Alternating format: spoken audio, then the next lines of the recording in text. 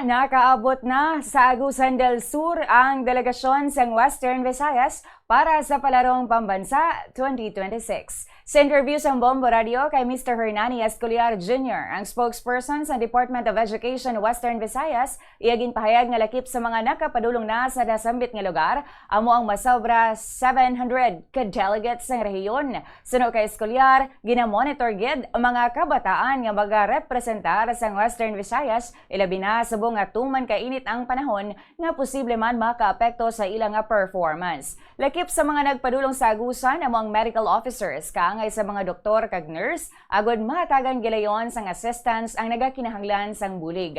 Sa subong yara nagatener ang Western Visayas team sa Rosario Central School kag sa Dato Lipos sa Makapandong National High School nga nagaserbe nga ilang ability areas kun sa diin hugot naman ang ginapatuman nga safety protocols agod masiguro nga safe ang lugar para sa kabataan. Magabukas ka bombo ang Palarong Pambansa sa Mayo 24 kag magatakop ang hinampang Mayo 31, 2026. Based on our data, sa kinaligdan sining Bernes, around 767 ka mga athletes, TWG members, coaches, assistant coaches, and chaperones ang batch no nga naghalin diri sa Mayam Iloilo. Para sa assured no ang welfare sa aton nga kabataan ang aton sining utmost priority no.